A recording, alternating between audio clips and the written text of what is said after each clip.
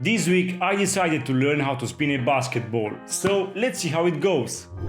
Like always, I started practicing without knowing anything about spinning a ball on my finger, and I think the last time I tried to do it was in my childhood, and this was a long time ago. So I started practicing intuitively, and I tried to get used as much as possible to throwing and rotating the ball in the air. So this is way harder than it looks, believe me, way harder. And after many attempts with minimal progress, I decided to watch some tutorials on YouTube, hoping I find something useful. And I realized that the most important step is actually the first step, which is how you throw and spin the ball. There are many methods to spin the ball. You can use two hands or just one hand. And you can spin it clockwise or anti-clockwise. And also, the best point to spin the ball is on the bottom center where the grooves meet. After trying all the methods, I discovered that the two-hand method works best for me, and it is much easier to rotate the ball with enough speed this way.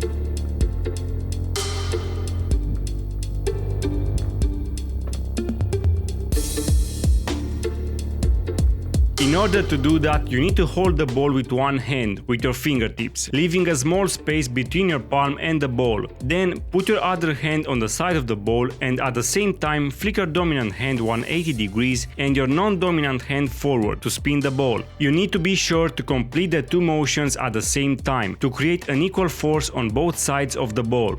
Then you can catch the ball on your index finger or your middle finger or any finger actually, maybe not the pinky finger. But anyway, the ball can spin on your fingertip or your fingernail, and I prefer to spin the ball on my nail because the spin is faster, smoother and is less painful.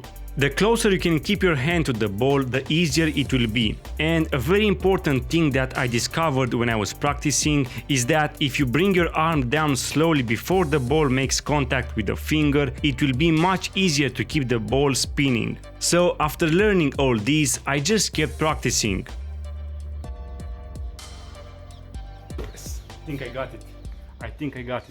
So my goal for this video is to spin the ball for at least 20 seconds.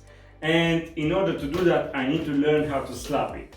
So back to practice. And that was one of the hardest part of this skill, to create a faster spin by slapping the side of the ball with my non-dominant hand in the same direction that the ball is spinning.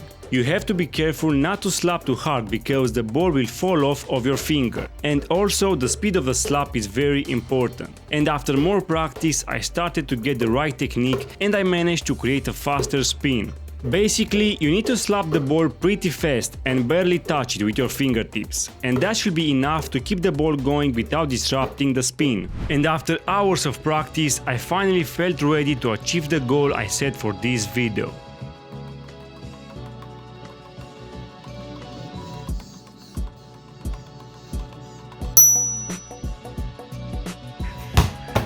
This gotta be. Yes! Yes! 25 seconds. And I can tell you that this is a really fun skill which is worth learning. The more you practice, the easier it will be for you to handle the ball the way you want. And then you will be able to spin the ball while surfing the web or while reading a book. And of course, you can open the cap of your drink at any time.